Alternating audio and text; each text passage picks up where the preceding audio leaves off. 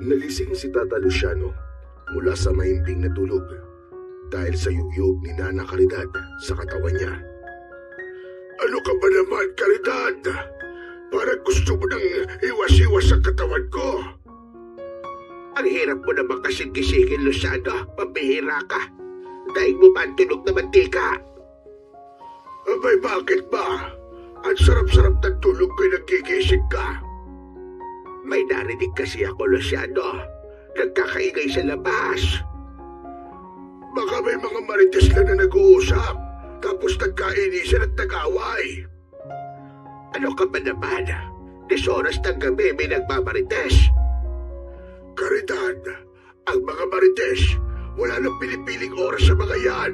Basta merong mapagkikismisan arriba ng arriba mga yan. Pero Luciano, hindi mga marites ang narinig ko, kundi nakakatakot na ungol. Ay, nako, Caridad. Huwag mo na lang kasing pansinin.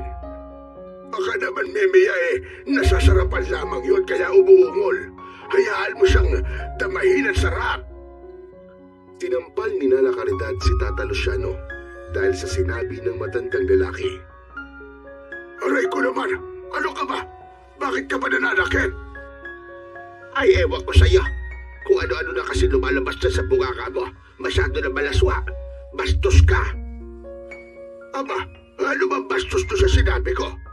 At paano kung kumakain lang yun ng matamis na mangga at napapaungol sa sarap? Ay, ikaw na tao ka. Kung ano-ano agad ang nasa isip mo. Ikaw ang bastos. Lusot ka ba? Alam ko naman kung ano tinutumbok mo. Ikaw pala bastos ka rin Ano man tumbok ang sinasabi mo? Manong tumigil ka na nga, Luciano. Malapit ka na sa main sa akin. Ang intindihin mo ay yung ingay na kanina ko pa naririnig. Dahil nga pakiwari ko isang mapanganib na aswang yon. Ano ka mo? Aswang? Aba, sigurado ka bang aswang yung lumilikha ng ingay sa labas? Oo, Luciano. Dahil nakakakilabot ng ungol at ingay, nagtatayuan ang mga balahibo ko. Napatayo si Tata Luciano sa sinabi ng asawang si Nana Caridad, saka dumiretso sa may bintana ng kanilang bahay. Luciano, huwag mo bubuksan ang bintana. May delikado yung gagawin mo. Paano delikado, Caridad? May aswang ka. Ano ba sinasabi mo, Caridad? Natitiyak kong aswang may kagagawa ng ingay na naririnig ko kanina. May aswang sa labas ng bahay natin, Luciano. Malamang, kanina pa siya nagmamanman at nag-aabang sa atin. Aba, lokong aswang yun ah. Bakit hindi niya kilala itong gusto nilang banggain? Tumayo si Tata Luciano at may kinuha sa ilalim ng kamang higaan. Isang samurai ang kinuha niya doon. Galing ang samurai na yon sa isang Hapon na naging kaibigan niya nung araw. At minsang nanirahan sa kanila, may ilang dekada na rin ang nakalilipas. Aba, ano gagawin mo dyan, Luciano? Hindi ba sabi mo may aswang ka naririnig sa labas? Tignan ko lang kung hanggang saan ang yapang ng aswang na yon. Kahit anong uri pa siya ng aswang, kaya kong hatiin ang katawan niya. Hindi siya sasantuin ng samurai ko. Talagang magkakaputol-putol ang kanyang katawan. Aba, mag-iingat ka lamang, Luciano. Hindi na binuksan ni Tata Luciano ang bintana, kundi tumuloy na siya sa pintuan ng kanilang bahay. Mas mainam kung doon niya makikita ang aswang. Mas maluwag sa may pintuan at mas malaya siyang makakakilos para tagpasin ang katawan ng makikitang aswang. Binuksan ni Tata Luciano ang pinto ng kanyang bahay. Subalit, walang anumang nilalang siyang nakita at nabungaran sa may pintuan. Oh, nakita mo na. Wala naman pala Malamang natuwag na ang aswang na yon dahil alam niyang napaghandaan ko siya. Natakot din siguro sa dala kong samurai. Subalit ang hindi alam ni Tata Luciano ay nakakubli lamang ang aswang na sinasabi ni Nana Caridad. Nasa gawing itaas ito ng bubong ng bahay at doon nakalambitin. Kaya nang bigla itong tumalon sa harapan ng matandang lalaki, ganun na lang ang gulat ni Tata Luciano. Ngumisi pa ng pagkalaki-laki sa harap ni Tata Luciano ang nakakatakot na aswang. Tumutulo pa ang laway nito. Agad namang iwinasiwas at panay ang haribas ng matandang lalaki sa aswang na nasa kanyang harapan. Subalit tila pinaglalaroan lang ng aswang si Tata Luciano. Wari ba ay nakikipagpatintero lang ang naturang halimaw sa hawak na samuray ng matandang lalaki. Hindi magawang tamaan ni Tata Luciano ang aswang na ang bawat galaw ay napakabilis. Nakita ng aswang na tila napapagod na ang matandang si Tata Luciano. Hinihingal na, kaya minsan pa'y umatungal ang aswang. Ibinuka ang malaking bibig na may matatalas ng ngipin. Akmang sasagpangin ng aswang si Tata Luciano na nanghihina nang biglang dumating si Nana Caridad. Ayop ka! Layuan mo ang asawa ko! Umalis ka rito, aswang! Lumayas ka rito! Malakas ang sigaw ni Nana Caridad, kasabay ang pagsaboy niya ng asin na nasa kanyang mga palad sa halimaw na nasa kanyang harapan. Dumikit ang mga butil ng asin sa katawan ng aswang. Ang bawat butil nito ay nagmistulang asido. Umuusok na nag-iiwan ng malalang sugat sa katawan ng aswang, ang asin na isinaboy ng matandang babae. Pumapalaw at gumugulong-gulong sa lupa ang aswang sa sakit na kanyang nararamdaman. Subalit, hindi pa rin ito nagpatalo. Pilit itong bumangon at sapilitang initake si Tata Luciano. Nakipagpampuno ang aswang sa matandang lalaki. Nabitiwan ni Tata Luciano ang samuray dahil sa biglang pag-atake ng kampon ng kadiliman. Nasugatan ng aswang ang matandang lalaki. Labis naman ang pag-aalala ni Nana Caridad. Nakitang-kita ang nangyayaring sagupaan ng aswang at ng kanyang pinakamamahal na asawa. Kaya muli pa ay isinaboy ni Nana Caridad ang natitirang asin na hawak niya. Mas matindi ang sakit na idinulot nun sa kampon ng kadiliman hanggang sa lumipad na ang aswang na may pakpak at umuusok pa ang katawan na lumayo. Samantala, hinang-hina at puno naman ng sugat ang katawan ni Tata Luciano nang iwan ng aswang. Nagmamadaling nilapitan at tinulungan ni Nana Caridad ang kanyang asawa. Ay nako, yan nga ba sinasabi ko? Kumusta ka, Luciano? Okay ka lang ba? Hindi ko kinaya ang aswang na yun. Aba, muntik na ako, Caridad. Kung bakit naman kasi ang tigas-tigas ng ulo mo? Nagmayabang ka na naman. Ayan tuloy ang inabot mo. Dahil kaya ko ang aswang na yon. Alam mo yan. Pero kanina ay nakaramdam ako bigla ng paghihina. Kaya di ko nagawang patayin ang halimaw na yon. Ano ka ba naman, Luciano? Normal lang na mangyari sa'yo yon. Dahil hindi ka nagaya ng dati. Baka nakakalimutan mo na wala na sa'yo ang anting-anting na pangontra sa aswang.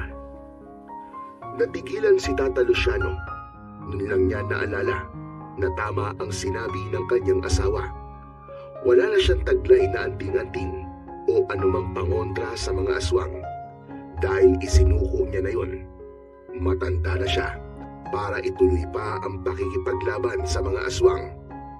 5 dekada rin siyang naging antingero. Marami na siyang napatay na mga aswang. Maraming tao na rin ang kanyang natulungan. Ang gusto naman niya ngayon ay magkaroon ng panahon kasama ang kanyang asawang si Caridad. Kaya ganap na niyang iniwan ang pagiging isang antingero.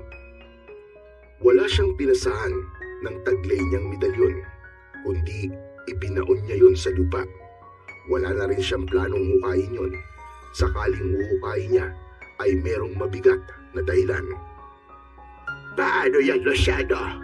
Ayaw mo nang gamitin ang anting-anting, Pero hindi naman tayo tinitigilan ng mga aswang. Isa sa dahilan ng patuloy nilang pag-atake ay dahil interesado ang ibang aswang na makuha ang medalyon sa akin. Pangontra man yun sa kanila, pero may magagawa sila para ang pangontrang anting-anting ay magamit nila upang lalo silang lumakas. Kaya interesado silang makuha yon. Paano kung mapahamak tayo, Luciano? Lalo na, wala tayong anumang pangontrang hawak. Ang gagawin lang natin ay ang ibang pamamaraan, katulad ng pagsasaboy ng asin at paggamit ng bawang. Sana nga, tantanan na tayo ng mga kampo ng kadiliman na yan para makapamuhay na tayo ng matiwasay. Nakakapagod na rin ang pakikipaglaban sa mga kampo ng kadiliman. Ang hiling ko lang naman ay may dumating na nilang para maging tagapagligtas ng ating baryo laban sa mga kampo ng kadiliman. Sana nga, Luciano, ay pakinggan ng may kapalang hiling mo na yan para rin sa katahimikan natin. Dahil may sugat si Tata Luciano na kagagawan ng umataking aswang, kaya ginamot na lamang yun ng kanyang asawa. Hindi nila alam kung hanggang kailan sila maghihintay para maging ganap ang katahimikan sa kanilang baryo. Subalit umaasa sila sa himala na darating. Samantala, ang aswang na umatake sa mag-asawang Tata Luciano at Nana Caridad ay nagwawala sa galit dahil sa naging kabiguan. Buwisit! Buwisit! Mainit ang iyong ulo, Pablito. Bakit? Ano nangyari sa lakad mo kagabi? Amo, yun nga ang dahilan kung bakit ako naiinis eh. May masamang nangyari sa pag-aasik mo ng lagim bilang aswang. Hayop na matandang yun. Sinong matanda sinasabi mo, Pablito? Sino pa nga ba? Di ang dating antingero. Huwag mo sabihin na isahan ka niya. Buwisit talaga. Nakakagalit. Dapat kasi, hindi ka basta sugod na sugod. Ginagamitan din ng utak ang bawat gagawin. Hindi laging yabang at tapang. Kapag puro yabang at tapang, posibleng mabigo ka lamang at baka ikaw pa siyang mapahamak.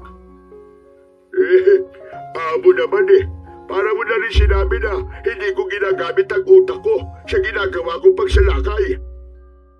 Ikaw ang may sabi niyang, Pablito, at hindi ako. Pambihira naman kayo, Amo. Kahit papano naman, may utak din naman ako. Pero hindi mo nga ginagamit, Pablito. O baka masyado nang maliit ang utak mo, Pablito, para makita mo pang meron kang utak. At dahil na rin dyan sa kahiligan mo. Aba, ano kahiligan, Amo? May nalalaman ka tungkol sa akin? Oo naman. Ako pa ba? Alam na alam ko ang takbo ng utak mo, Pablito. Puro kalaswaan na nasa utak mo, kaya nasisira ang mga diskarte mo sa buhay. Amo naman sa atin na lang yun. Huwag mo na sana sabihin pa sa iba. Nakakahiya Kaya nga, mag-focus ka sa misyon mo, hindi yung magiging konsumisyon ka pa. Si Medrano ang pinuno ng mga aswang na nagkukuta sa baryo. Alalay niya si Pablito. Meron silang mahalagang pakay kina Tata Luciano. Kasama rin sa kanilang misyon ang palakasin ang kanilang grupo upang ganap na pagkarian ng baryo at gawing baluarte ng mga aswang. Minsan, naglalakad si Tata Luciano. Galing siya sa pagbisita sa kanyang taniman. Maghapon siyang naglinis doon. Inalis ang mga damong panira upang magkaroon ng maraming bunga ang mga pananim na gulay. Pagtatanim at pagtitinda ng gulay na ibinabagsak sa malapit na palengke ang pinagkakakitaan ni Tata Luciano at Nana Caridad. Papalubog na ang araw ng mga sandaling yon. Napagod sa maghapong trabaho sa bukid si Tata Luciano. Tuloy-tuloy ang kanyang paglalakad upang umuwi na. Bigla siyang napahinto dahil nararamdaman niyang kanina pa merong nakasunod sa kanya. Hindi niya mawari kung anong uri ng nilalang yon. Saglit na huminto ang matandang lalaki. Hinawakan ang puluhan ng itak na nakalagay sa kaluban at nakasabit sa kanyang bewang. Kung sino ka mang nilalang ka at may masama kang plano sa akin, huwag kang magkakamali dahil tatagpasin ko talaga ang leg mo. Inihanda ng matandang lalaki ang sarili niya. Nababahala siya na baka binalikan ulit siya ng aswang na kanyang nakaengkwentro nitong mga nakalipas lamang na araw. Pakiwari niya ay hindi siya titigil nito dahil nga may bagay itong nais kunin sa kanya. Kaya lamang ay hindi siya papayag na makuha yun ng kahit na sino, lalo na ang masasamang nilalang na gaya ng aswang, sapagkat gagamitin lamang yun ng kampon ng kadiliman sa lalo pang paggasik ng kasamaan. Lumingon at tinignan ni Tata Luciano ang gawing likuran niya upang alamin kung sino ang pakiwari niya'y nakasunod sa kanya. Kaya lamang wala siyang nakita na kahit na sino. Iginala din niya ang kanyang mata sa kaliwa at kanang bahagi. Tumingala na rin siya sa pagbabaka sakaling nasa itaas at lumilipad ang nakasunod sa kanya. Kaya lamang ay wala talaga siyang nakitang anuman. Kaya itinuloy na lang ng matandang lalaki ang kanyang paglalakad. Naroon pa rin sa dibdib niya ang kaba at pagkabahala. Subalit, pilit niyang iwinawak siyon sa kanyang isipan. Binilisan na lang niya ang kanyang paglalakad. Ngunit ramdam niya na binibilisan din ng nilalang ang lakad nun. Habang naglalakad, ay nag-iisip ng paraan si Tata Luciano kung paano ba niya makikita ang nilalang na alam niyang kanina pa nakasunod sa kanya. Muling lumakad ang matanda. Sa pagkakataon na yon, ay nakaisip na siya ng paraan kung paano makikita ang nilalang na kanina pa bumabahala at nakasunod sa kanya. Kaya sa ilang paghakbang ng matandang lalaki, ay bigla siyang huminto na nakabuka ng malapad ang kanyang dalawang hita. Saka biglang iniyuko ang kanyang kalahating katawan gamit ang bewang upang sumilip sa pagitan ng kanyang nakabukang hita kung ano ang nasa likuran niya. Kitang-kita niya ang nilalang. Hindi siya makapaniwala sa kanyang natuklasan dahil hindi naman yon nakakatakot gaya ng hinala niya. Hindi rin aswang na tulad ng naiisip niya kanina, kundi isang bata ang nakita niya. Agad na nagkubli sa malaking puno na nasa gilid lamang ng daan ang batang sumusunod sa kanya. Nilapitan yun ng matandang lalaki. Sa halip na tumakbo ang bata, dahil nalaman na ni Tata Luciano ang ginagawa niyang pagsunod kanina. Subalit, nanatiling nakakubli lang ito sa likod ng malaking puno. Aha! Ikaw pala yung kanina pa nakasunod sa akin, bata. Pasensya na po. Bakit mo ba ako sinusundan, ha? Wala po. Gusto ko lang. Ayos ka rin sumagot, ha? Basta gusto mo lang ako sundan, ha? Ganun lang ba yun? Para sumama po sa inyo. Sa amin? Sa bahay ko? Opo. Napakunot ang noo ng matandang lalaki sa sagot ng bata. Napansin ni Tata Luciano na may kakaiba sa batang kaharap niya. Sa pakiwari niya ay nasa edad 10 hanggang 12 taong gulang ito.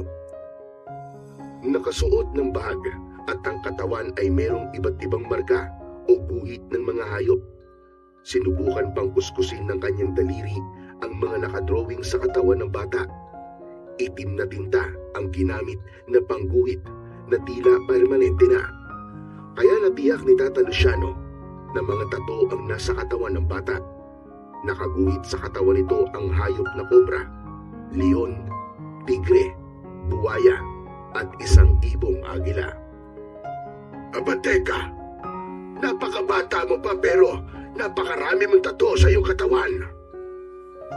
Gawa po ito ni Ama Siya po naglagay ng mga ito. Teka, ano nga palang pangalan mo, bata? Ako po si Joko. Joko po ang pangalan ko. Ako naman ay maaari mong tawaging Lolo Luciano. Saan ka nga pala galing, bata? Galing po ako sa malayong lugar. Saan yung malayong lugar na sinasabi mo? Basta sa malayo po. Sa kabila pa po ng mga bundok. Doon po ako nanggaling. Kung hindi ako nagkakamali, galing ka sa isang tribo. Opo, ang tawag po sa tribo namin ay tribo tatuan. Katulad po ng mga narito sa balat ko, maraming tato. Ang ibig mong sabihin halos lahat kayo sa inyong tribo, matanda o bata, ay may mga tattoo na sa katawan. Opo, tama po kayo. Maging mga babae po ay meron din po mga tato. Tama lang pala na tribo tatuan ang itawag sa inyo. Abay, teka, bakit ka narito sa kapatagan at umalis ka sa inyo? Hindi na sumagot si Joko. Nakatingin lamang siya sa mukha ni Tata Luciano. Nangingilid ang luha sa mga mata ng bata. Napansin naman yun ng matandang lalaki. Aba, may problema ka ba, Joko? Abay, parang gusto mong umiyak. Wala po ito. Hindi na pinilit pa ni Tata Luciano na sabihin ng bata kung bakit ito naiiyak. Kung malayo ang pinanggalingan mo, paano ka babalik doon? Ayoko na pong bumalik sa lugar namin, Lolo Luciano. Abay, bakit naman? May kinatatakutan ka ba doon? Umiling ang bata. Tila hindi pa siya handang magkwento at sabihin sa matandang kaharap ang tunay na dahilan ng pag-alis niya sa kanilang tribo. Ang tribo tatuan. Kung wala ka matutuluyan at ayaw mong umuwi sa inyo, gusto mo bang sumama sa akin para doon ka na muna sa bahay namin manuluyan? Talaga po? Isasama niyo po ako sa inyo? Abay, oo naman. Yun ay kung gusto mo. Opo, gustong-gusto ko po. O siya, halika. Sumama ka sa akin at uuwi na tayo. Pagkasabi ng matanda na isasama niya sa pag-uwi si Joko, ay agad na umaliwalas ang mukha ng bata. Nakita ni Tata Luciano ang kasiyahan nito. Nauna na siyang naglakad at nakasunod lamang sa kanya ang bata. Pagdating sa bahay ay nakakunot ang noo na puno ng pagtataka ang asawa ng matandang lalaki na si Nana Caridad. Abel Luciano, sino siya? Ba't may kasama kang bata? Kumusta po? Siya si Joko at dito na muna siya titira sa atin. Ano sabi ba? Ikaw nga, Luciano, wag mo akong binibiro. Totoo yun, Caridad. Dito na muna sa atin manunuluyan si Joko. Lola Caridad, ayaw niyo po bang tumira ako dito? Abay nako, tinawag na niya akong Lola. Iho, hindi naman siya ganon. Ang totoo nga, ay masayang-masaya ko na may makakasama kaming bata na gaya mo dito sa bahay namin. Magkakaroon kami ng apo. Caridad, hayaan mo na lang muna dito ang bata. Luciano, hindi naman siya ayaw ko, hane. Baka kasi, hinahanap na siya ng mga magulang niya ngayon. Tapos mamaya madamay pa tayo sa problema. At isipin ng mga magulang niya na kinuha natin ang kanilang anak. Huwag po kayo mag-alala, Lola Caridad. Hindi po mangyayari yun. Ang ibig mo sabihin hindi ka hahanapin ng mga magulang mo. Muli ay natahimik ang bata. Subalit sa pagkakataong yun, ay handa niya nang sabihin ang dahilan. Kanina tinanong kita kung bakit ayaw mong bumalik sa inyo. Dahil ba sa mga magulang mo? Ang totoo po niyan wala na po sila. Wala na po akong mga magulang. Patay na po sila pareho. Ay, pasensya ka na, iyo. Kaya pala, hindi mo agad masabi sa akin. Hindi pa po natatagalan mula po nang mamatay sina ina at ama. Pati po mga lolo at mga kapatid ko. Ano bang nangyari? Sinalakay po ng kalabang tribo, ang tribo Tatuan. Kasamang namatay ang mga magulang ko. Tribo po na may laing aswang ang mga umatake sa amin. Marami po sila. At napakarami po nilang pinatay sa amin. At isa ko sa nakatakas at nakaligtas. Diyos ka ba, Pagilangit? Napakasama talaga ng mga aswang na yan. Mga walang awa, mga demonyo. Tama po kayo, Lola Caridad. Sila na po naghari sa aming tribo.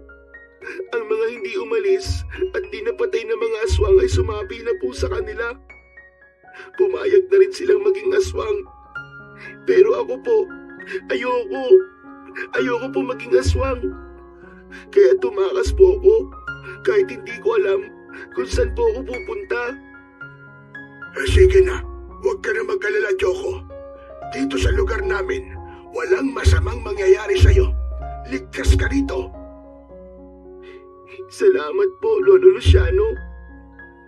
Dahil sa sabi mo nga, ay wala ka ng pamilya. E di kami na magiging pamilya mo ngayon. Kami ang magiging bago mong lolo at lola. Okay lang ba sa inyo, Iho? Opo, masaya po ako na may bago po akong lolo at lola. Nako, ang dami na natin na pag-usapan. Hindi ko pa pala kayo na ipaghahanda ng makakain. Akala ko nga, hindi mo na kami papakainin eh. Abay, pasensya ka na, Luciano. Sandali lang at maghahanda ako ng pagkain. Mukhang gutom na rin ito si Joko. Ipinaghanda ng matandang babae ang kanyang asawa at ang batang si Joko. Kanin, ginataang gulay na papaya at tapang karne ang inihain ni Nana Caridad. Maraming nakain ang bata dahil sadyang gutom ito. Mahigit isang araw na siyang hindi kumakain mula nang umalis sa kanilang tribo para iligtas ang kanyang sarili. Sa unang gabi ni Joko sa bahay ng mag-asawa ay hindi siya makatulog. Marami ang gumugulo sa isipan ng bata. Ang bagay na yon ay hindi naging lingid sa dalawang matanda. Hindi madali ang pinagdaraanan ni Joko. Tama ka, Luciano. Lalo na't nawalan siya ng mga mahal sa buhay. Sana lang, sa pagtira niya dito sa atin, ay maging maayos siya at makapagsimula ng panibagong buhay. Kaya kailangan natin siya tulungan, Luciano. Walang apo ang mag-asawa. Hindi rin sila nabiyayaan na magkaroon ng anak. Kaya naisip nila na marahil ay pinag-adya ng tadhana na si Tata Luciano ang makakita kay Joko upang may makasama sila. Hindi hinigpitan ng mag-asawa si Joko.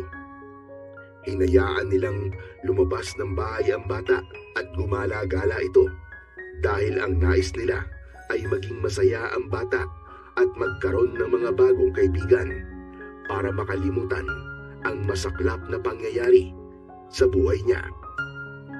Bata! Bata! Psst! Bata! Ako ba ang tinatawag mo? Oo, Tol. Ikaw nga ang tinatawag ko. Days mo ba ako naririnig? Narinig kita. Makita kasi kita kanina eh. Galing ka sa highball ni na Lolo Luciano at Lola Caridad. Doon ka ba nakatira? Oo, bago lang ako sa kanila. Apo ka ba nila? Parang ganun na nga. Bakit parang ganun? Ang labo naman ang sagot mo, Tol. Kasi hindi nila ako totoong apo. Pero sabi nila, pwede ko silang tawaging lolo at lola. Dahil sa kanila ako nakatira. Kaya parang apo na rin nila ako. Uy, ayos pala kung ganun. Bakit ayos? Kasi nga, magkakaroon na ako ng bagong kaibigan, Tol. Oks lang ba sa'yo na maging parts na tayo ngayon? Maging utol kita. Ha? Oo naman. Masaya ako na maging parts mo ko, maging kaibigan. Ayos! O sige, ako nga pala si Binoy. Ako naman si Joko. O yan ha, magkaibigan na tayo ha. O ano, sama ka ba? Saan? Wala, ikot-ikot lang tayo, maglalaro. Wala kasi akong makalaro dito eh. Yung iba kasi maarte. Ayoko kasi ng mga maarte kalaro eh. Ikaw ba? Siyempre hindi. Ayos, tara na, maglaro tayo. Kung gusto mo, maligo pa tayo sa ilog eh. Pwede rin, tara. Ay, siya nga pala. Galing ka ba sa preso? Ha? Ano yun? Pambihira ka naman oh. Yung sa kulungan, kung dati ka bang nakulong. Ah, hindi. Saka, wala naman akong kaaway o masamang ginawa eh. Kaya hindi pa ako nakukulong. Eh kasi naman ang dami-dami mong tattoo eh. Dinaig mo pa ako. Kaya nga ang astig mo tignan eh. Dahil dyan sa mga tattoo mo. Parang gusto ko rin magkaroon ng ganyang mga tattoo ah. Ah, Pinoy, hindi mo ako dapat kinaiinggitan. Kasi nga, yung ganitong tato ay pamilyar lamang sa tribo namin. Kaya, may mga ganito kami sa katawan namin. Wow! Ang astig naman ng tribo nyo. Sana makarating din ako doon. Hindi na. Wala na ang tribo namin eh. Naubos na. Hala, bakit? Mahabang kwento, Pinoy. Sa ako na lamang sasabihin sa'yo. Sige, bahala ka na nga. Tara na, maligo na muna tayo sa ilog. Kasi init na ako eh. Ganun lang kadali. Nagkaroon ng bagong kaibigan si Joko sa katauhan ng makulit at astig na batang si Binoy. Naging palagay naman ang loob ng batang mula sa tribo ng tatuan. Kayang-kaya niyang pakibagayan ang katulad ni Binoy. Aba, magaling naman. Nagkakilala na pala kayo ni Binoy. Opo, Lolo Luciano. Naligo na nga po kami sa ilog eh. Ang sarap-sarap po maligo. Mag-iingat ka ron, Joko, ha? Marami ng bata ang nalunod doon. Hindi po ako malulunod, Lola Caridad. Marunong po akong lumangoy. Kung ganun pala, ay dapat mong turuang lumangoy ang Lola Caridad mo. Paano? Ang tanging alam lang niyan langoy ay langoy aso. Tapos, muntik pang malunod. Kung makayabang naman ito matandang ito, ikaw ba? Mahusay ka man lumangoy? Hindi, pero marunong ako. Lola Caridad, gusto niyo po bang turuan ko po kayo? Nako, hindi na iho. Baka magkamali-mali lamang ang mga buto ko. Okay na ako kahit di ako marunong lumangoy. Paano ka makakapaligo sa ilog kung di ka makakalangoy? Luciano, hindi ko kailangan lumangoy kapag maliligo sa ilog. Aba, siya nga naman. Kasi nagdadala ng tabo ang Lola Caridad mo kapag gusto niya maligo sa ilog. Mas gusto niya magbuhos na lang kaysa lumangoy. Natawa na lamang si Joko sa ganung biruan at kulitan ng mag-asawang kumupkup sa kanya. At unti-unti nang napapawi sa alaala niya ang masakit na pangyayari sa kanyang buhay. Samantala, sa kabilang dako, isang hindi magandang pangyayari ang nakarating kay Medrano. Mula yon sa isang lumilipad na aswang na nagatid sa kanya ng balita. Hindi maaaring mangyari yun. Hindi maaari yun. May masamang nangyari ba, Amo? Mga wala silang kwenta. Mga inutil. Alin po ba yun, Amo? Hinayaan nilang mangyari yun. Mga hangal sila. Mga walang silbi. Amo, ano po ba yun? Kanina pa po kayo nagagalit ah. Samantalang hindi mo naman sinasabi sa akin ang ikinakagalit nyo. Bakit, Pablito? Kapag sinabi ko ba sa iyo ang kinakagalit ko, mawawala ang iris ko? Depende sa iyo yun, Amo. Kaya nga wag mo na lamang akong kulitin para alamin pa yon. Kung wala ka rin namang may tutulong, buwisit ka. Tumahimik na lamang si Pablito. Ayaw niyang dagdagan pa ang inis ng kanyang amo. Kaya mainam na itikob na lamang niya ang kanyang bibig kaysa masaktan pa siya ng kanyang among si Medrano. Naging malaking tulong din sa matandang mag-asawa ang pagkupkup nila kay Joko. Dahil may nakakatuwang si Tata Luciano sa trabaho niya sa bukid. Ang galing! Ang lalaki na po ng bunga ng mga tanim niyong gulay, Lolo Luciano. Tama ka. At sa susunod na linggo ay pipitasin na natin yung mga yan upang may pagbili. Sige po, tapos sasama po ako sa inyo sa pagbibenta po ng mga gulay. Marunong ka magbenta? Opo, kayang-kaya ko po yun. Nasa ganong pag-uusap ang dalawa nang may maramdamang kakaiba si Joko. Kasunod nun ay may naamoy siyang pamilyar sa kanya. Sumingot-singot sa hangin ang bata. Hala, bakit ganun? Narito na rin sila. Bakit, Joko? Ano bang nararamdaman mo? At anong naaamoy mo? Nandito na po sila, Lolo Luciano. Ano ba yon? Saka bakit panay ang singot mo sa hangin? Naaamoy ko po sila. Ang aswang. Ano ka mo? Aswang? Opo, Lolo Luciano. Naaamoy ko po sila. May aswang po na malapit lang po dito sa kinaroroonan natin. Aba, pero araw na araw maliwanag pang paligid. May mga aswang po na kayang gumala kahit araw. Hindi po nila kinakatakutan ng liwanag. Ibig mo ba sabihin, ang naaamoy mo ay katulad ng aswang na umatake sa inyong tribo? Opo, tama po kayo, Lolo Luciano. Nakarating na rin po sila rito. Ang totoo, Apo, ay may aswang na rin gumagala dito sa baryo bago ka pa dumating sa amin. Minsan na siya nagpakita sa akin. Kung ganun, posibleng yung aswang na naroon sa lugar mo ay kauri ng aswang na gumagala ngayon dito sa baryo, tama ba? Tama po kayo, Lolo Luciano.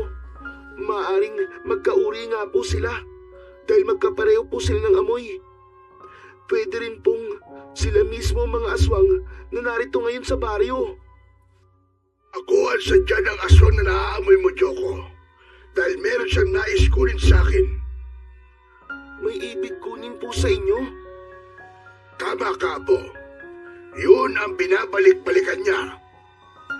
Pero pwede rin po ako ang pakay ng aswang na yun. Bakit naman?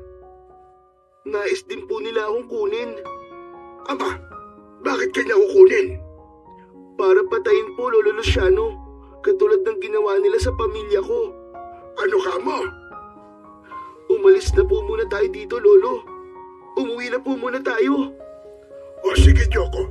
Tayo na munang umuwi. Sa bahay na lang natin ipagpatuloy ang ating pag-uusap. Dahil baka nga nasa paligid lang natin ang aswang na sinasabi mo.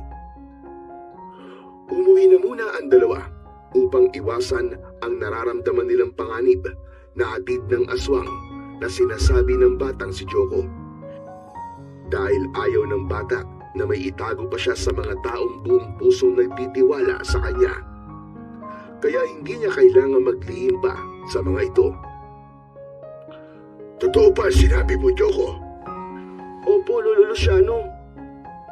Kung ganon, hindi sila titigil para hanapin ka ng mga yon. Opo, Lola Caridad. Alam kong kahit saan po ako pumunta, ay pilit nilang aalamin kung nasan po ako. Pero bakit naman nila gagawin yun sa'yo? Oo nga naman, Joko. Anong dahilan? At gano'n na lamang ang angad nilang makita ka. At sabi mo nga para patayin ka. Hindi ko rin po alam, Lola Caridad. Basta narinig ko lang po yun bago atakihin ng mga aswang ang tribo namin. May maigpit na dahilan yun at posibleng ikinakatakot nila. Kahit na ano pa yon, Luciano, isang bagay lang ang malinaw sa atin ngayon. Laging nasa panganib ang buhay ni Joko. Tama ka, Caridad. At ngayong nasa poder natin ang bata, ay obligasyon nating protektahan siya. Talaga po, Lolo Luciano? Abay, syempre naman, Joko. Di ba sabi namin sa'yo, apo ka na namin, kaya hindi kami papayag na may masamang mangyayari sa'yo. Saglit na natahimik ang bata. Nakatingin lamang ito sa dalawang matanda. Bakit, Apo? Nawalan ka na lang kibo dyan. May nasabi bang hindi maganda ang Lolo Luciano mo? Wala naman po, Lola. Bakit tatahimik ka? Aba teka, parang naiiyak ka yata, Joko. Kasi po, ang bait-bait niyo po sa akin eh. Nawala man po ang pamilya ko dahil sa mga aswang na umatake sa aming tribo. Andiyan naman po kayo para maging pamilya ko. Kaya po, sobra po ako nagpapasalamat kay Bathala. Dahil nakilala ko po kayo. Nagmumula sa puso ang mga salitang yon na binitiwan ni Joko. Bagay naman na tumagos sa damdamin ng mag-asawa. Kaya lumapit sila sa bata at niyakap ito. Ipinaramdam nila ang pagmamahal na alam nilang hinahanap ni Joko.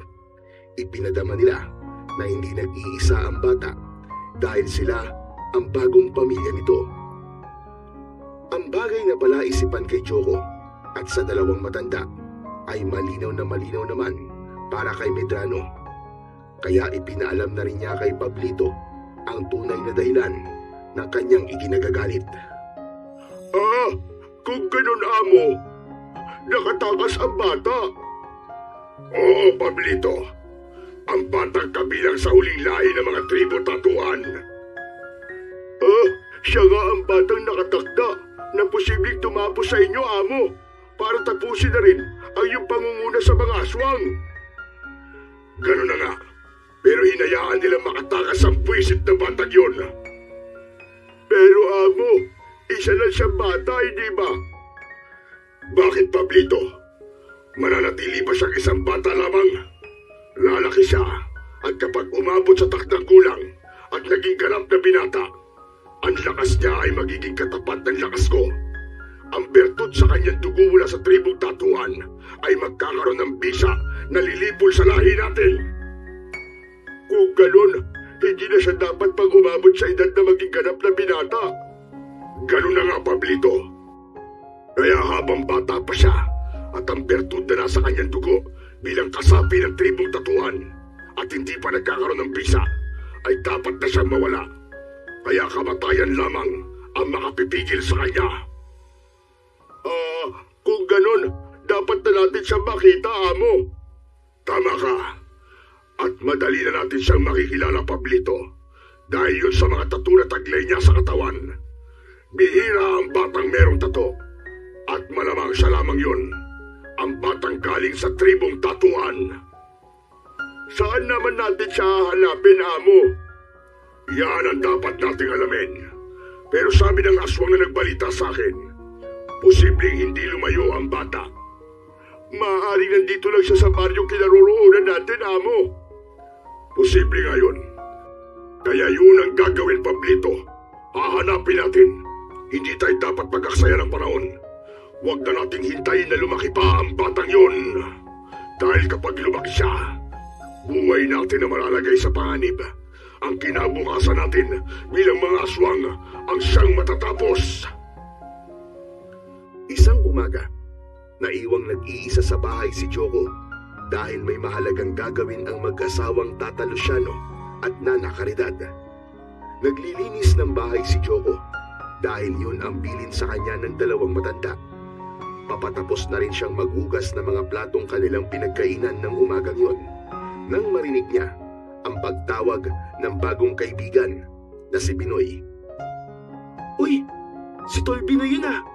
Tinatawag niya ako. Mabilis na itinaob ni Joko ang mga platong yari sa lata at nagmamadaling pinunasan ang basang banggirahan at saka pinuntahan ang kaibigan. Ayun! Buti na lang at lumabas ka na, Tol Joko. Akala ko, mamamalat na ako sa kakatawag sa'yo, Tol eh. May ginagawa kasi ako, Binoy eh. Ba't ka ba nandito? Tol, tara, sumama ka sa akin. Ha? Saan tayo pupunta? Maliligo na naman ba tayo sa ilog? Hindi. Siyempre, iba naman ang adventure natin ngayon. Hindi lang naman paliligo sa ilog ang pwede natin gawin eh. Marami pa. Eh ano nga yun? Mangangaso tayo, Tol. Para magkaroon tayo ng pang-ulam. Tsak matutuwa lolo't lola mo nito. Aba, Mga ngaso? Ayos yun, Binoy ah. Yan din ang ginagawa ko dati sa bundok, dun sa aming tribo. Nangangaso ng mga ligaw na hayop. Yan pala eh. Tama-tama. Marunong ka naman pala nun eh. Jack, makakahuli tayo ng baboy ramo. Ang gawin natin, piliin natin yung medyo maliliit para hindi mahirap pulihin. Kaya lang, tol, wala akong pana eh. Hindi ko nadala nang umalis ako sa amin. Nakalimutan ko kasing dalin eh. Akong bahala. Meron ako sa bahay namin. Bigay sa akin ng tiyo ko. Yun ang gagamitin natin. Aba, ayos. O sige, tara na. Para makahuli na tayo at magkaroon ng masarap na pang-ulam bukas. Sumama na si Joko sa kaibigan niyang si Binoy. Sabik na rin kasi siyang gawin ang pangangaso dahil dati niya nang ginagawa yon.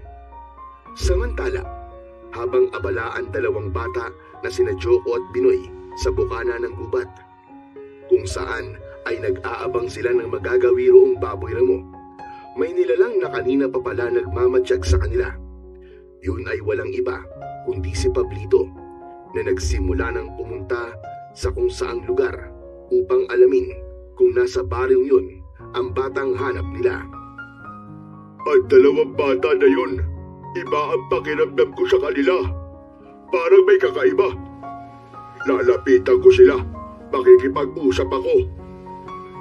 Nang mapansin ni Pablito na naupo ang dalawang bata para magpahinga, ay sinamantala niya ang pagkakataon upang makausap ang mga ito. Pasensya na kayo ha. Magtatanong lang sana ako mga bata. Ano po bang itatanong nyo? Nariligaw po ba kayo? Hindi. Juan, ano bang ginagawa niyo rito? Hindi ba kayo natatakot na baka merong ligaw na hayop na umatake sa inyo? Yun nga po ang hinihintay namin, Manong eh. Kasi po, nag-aabang po kami ng ligaw na hayop na uhulihin. Aba, talaga? Ang tatapang niyo naman pala kung ganun. Mas matapang po itong si Joko. Kasi, siga po yan. Ano ka mo? Siga? Paano naman siya naging siga? Marami po siyang tattoo sa katawan, kaya siga siya. Diba, kapag maraming tattoo, siga. Sigurado ka ba sa sinasabi mo, bata? Binoy po ang pangalan ko. Binoy. At itong kaibigan mo, Joko, tama ba ako? Opo. Joko, Utoy, maaari ko bang makita ang mga tattoo na sinasabi ng kaibigan mo? Kasi hindi pa ako nakakakita ng batang bordado ng tattoo sa katawan eh. Bakit po? Kwan, para makita ko lang kung totoo nga sinasabi niya. Ayoko po. Saka bawal po eh. Aba, bakit bawal? Yun po kasi ang bilin sa akin dati ng mga magulang ko. Hindi ko po pwedeng ipakita kung kanino lang ang mga bordang tattoo ko sa katawan. Kaya pasensya na po. Ganun ba? Sige, kung ayaw mo, huwag na lang. Saka medyo mahihain din po kasi itong kaibigan ko, Manong eh. Kaya pasensya na po kayo ha. Sige, pero isang tanong na lang. Saan ba kayo nakatira? Dito lang ba?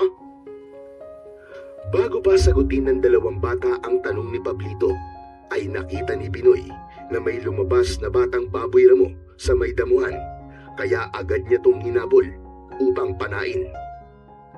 Joko, halika na! Sundan natin yung batang baboy na mo! Baka makawala pa yun! Oo, Binoy! Kailangan mahuli natin yun!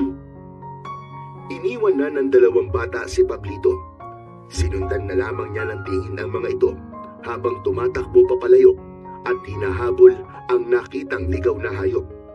Saka umalis na rin siya upang bumalik sa kanilang tirahan. Doon ay ibinalita niya kay Medrano ang kanyang natuklasan. Sigurado ka? Andito lang sa baryo ito ang batang hinahanap natin. Oo, amo. At Joko ang pangalan niya. Sigurado ka siya ang batang yon? Ang batang galing sa tribong tatuan? Oo, amo. Dahil nasabi ng batang kaibigan niya na bordado ng tattoo ang katawan ng bata. Nakita mo ba ang mga tattoo sa katawan niya? Hindi. Ayaw niyang ipakita, amo eh. Pero pinatunayan ng batang kasama niya na may mga tattoo nga ang batang yun. Pero hindi ka pa rin sigurado. Pero hindi ko ba nakita kung talaga may tattoo ka sa katawan ng bata? Ramdam ko, amo, siya ang batang hinahanap natin. Natitiyak ko yun. Kung ganun, aalamin natin kung saan nakatira ang batang sinasabi mo, Pablito, para makuha natin siya. At nang matapos na ang ating misyon, at di na tayo nababahala.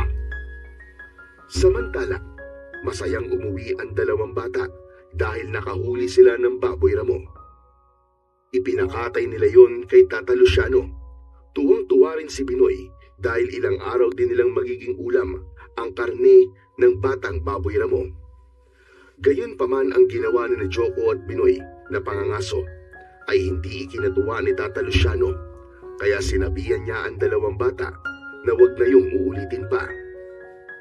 Apo, wag sana sasama ang loob mo sa akin, pero para din yun sa kaligtasan mo. Bakit po, Lolo Luciano? Ikaw na rin ang may sabi na posibleng may humahanap sa'yo, hindi ba?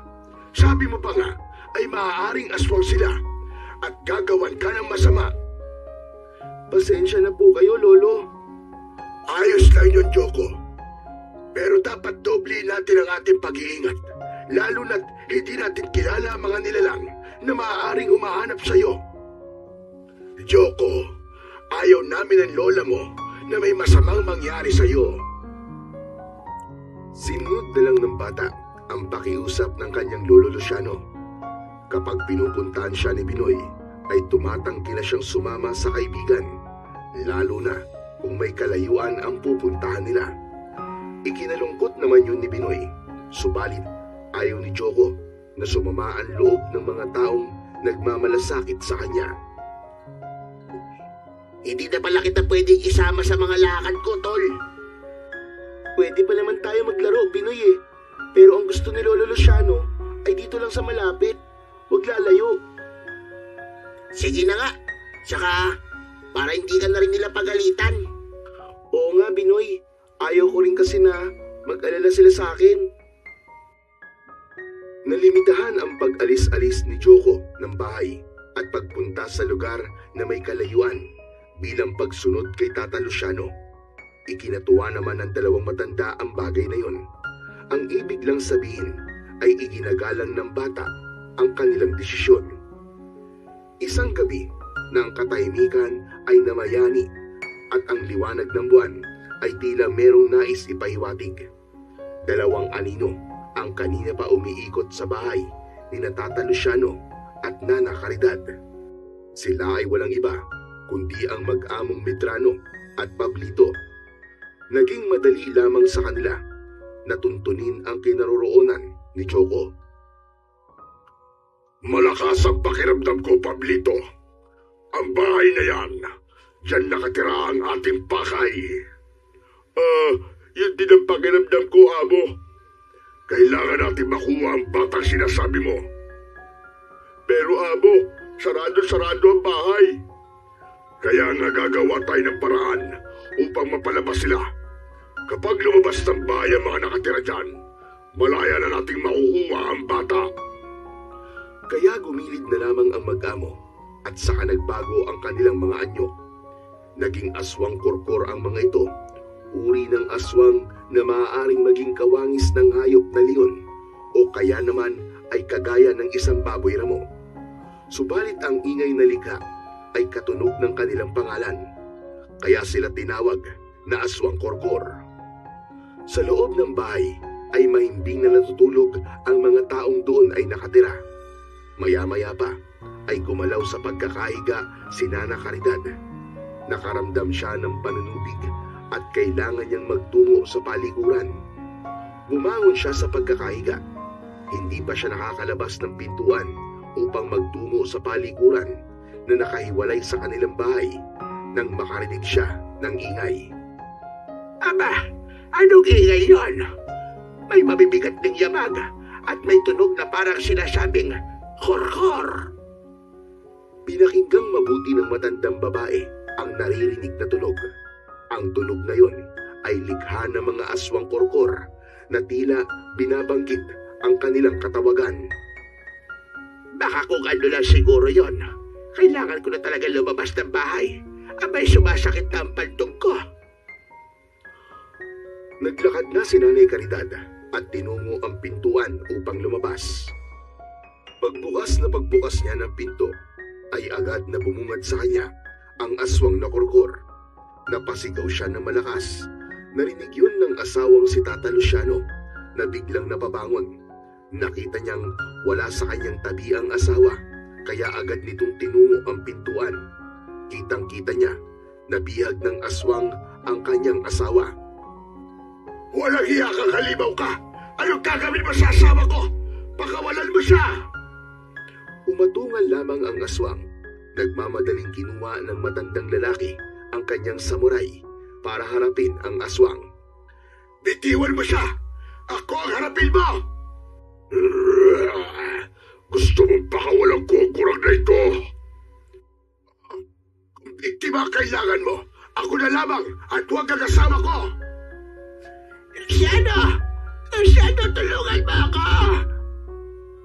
Kung gusto mo talagang iligtas ang asawa mo, ibigay mo sa akin ang batang nakatira dito. Sino bata sinasabi mo? Walang bata rito! Magkakaila ka pa. Hindi kami pupunta dito kung wala rito ang batang hinahanap namin. Andito ang batang mula sa tribo Tatuan. Anong kailangan niyo sa batang sinasabi mo? Hindi na yun mahalaga. Basta ibigay mo siya sa amin kung nais mong pakawalan ko ang babae ito. Luciano, huwag kang makikinig sa kanila. Huwag mong ibibigay sa kanila si Joko. Nagmamatigas pa kayo. Kapag hindi mo ibinigay ang bata, magsisisi ka tanda sa pwede kong gawin dito sa asawa mo. Huwag mo sasaktan si Caridad. Ayaw mo saktan ko siya. Kaya ibigay mo na sa akin ang bata na nakatira dito sa bahay mo. Samantala, ng mga sandaling yun, ay gising na si Joko. Nakakumpli siya at nababahala sa mga nangyayari. Kitang-kita niya ang mga aswang na kausap ng kanyang lolo Luciano. Hindi siya maaaring magkamali.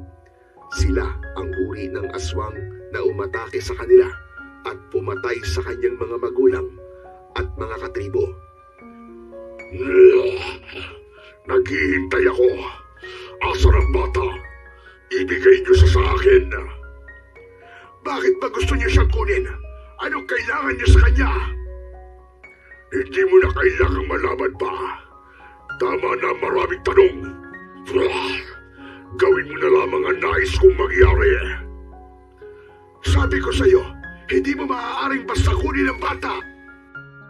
Nasa ganung pagtatalo, sina Tata Luciano at ang aswang na si Medrano nang kumulog ang kalangitan na may kasamang pagkidlat. Tila nagbabadya ang malakas na ulan. Nakaramdam ng takot ang aswang na kurkur. Biglang tumakbo ang mga ito papalayo.